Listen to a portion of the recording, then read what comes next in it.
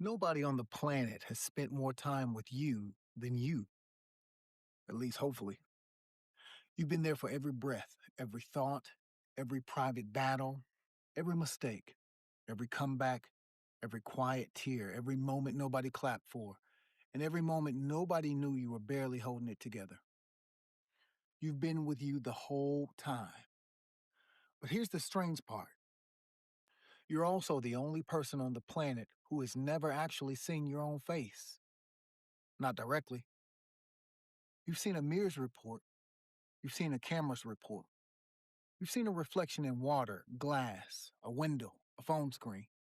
But you've never stepped outside yourself, turned around, and looked directly at your own face. That means, in one of the most basic ways, you have depended on something outside of you to show you you. Now, I'm dramatizing this to make a point, but stay with me. Because if the mirror is clean, the report is helpful. But what if the mirror's cracked? What if the mirror's dirty? What if the mirror's reflection is warped? What if the person giving you the report of who you are is wounded, jealous, bitter, immature, insecure, or simply unable to see you clearly? What happens when you build your identity from a bad reflection? And this is why relationships matter. Not just romantic relationships, not just marriage, not just family, not just coworkers, church people, friends, or people you grew up with. Everything in relationship. You have relationship with people, you have relationship with money, you have relationship with failure, you have relationship with your past, you have relationship with your own thoughts, you have relationship with God, you even have relationship with the version of you that you keep trying to become. And yes, building yourself matters. Self-work matters. Healing matters. Discipline matters. Prayer matters. Therapy matters. Mind renewal matters. But even the word self does not live alone because self is the substratum of every relationship. But self is also shaped through relationship. Psychology teaches us that our self concept is not formed in isolation. A child begins to understand who they are by the faces that look back at them, the voices that name them, the environments that receive them, and the repeated messages that tell them what is safe, what's possible, and what they are worth. Neuroscience says the brain is always making predictions. It takes repeated input and turns it into expectation.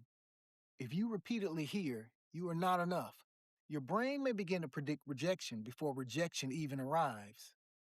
If you repeatedly experience criticism, your nervous system may start confusing correction with danger. If you repeatedly receive love, truth, and accountability, your brain begins to build a different map. That is why the voices around you matter, because repetition becomes familiar. And familiar can start feeling like truth, even when it's only trauma with good memory. This is also spiritual. Scripture says we see through a glass darkly. In other words, our vision isn't always complete. We don't always see clearly. We don't always know ourselves fully. We need God. We need wisdom. We need community.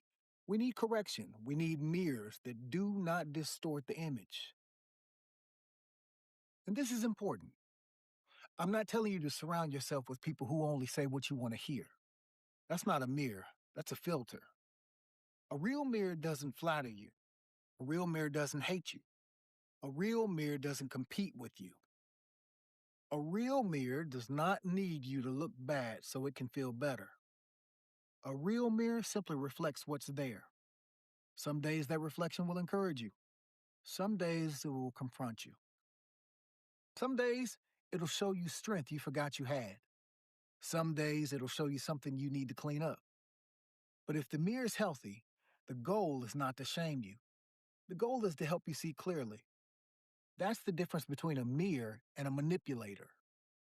A mirror shows you what is true. A manipulator shows you what serves them. A mirror helps you become. A manipulator keeps you confused. A mirror may hurt your feelings, but it doesn't do it to destroy your identity.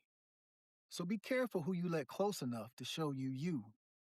Everybody shouldn't have access to your perception because some people don't just see you, They shape how you see yourself. May the mirrors in your life be clean.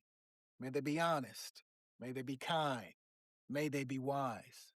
May they be strong enough to tell you the truth, but healed enough not to weaponize it. And may you become that kind of mirror for somebody else, because somebody near you is trying to see themselves clearly.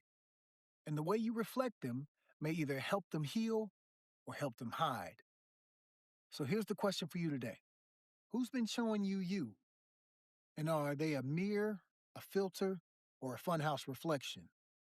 Choose your mirrors carefully, because sometimes the life you're trying to build is being delayed by the reflection you keep believing.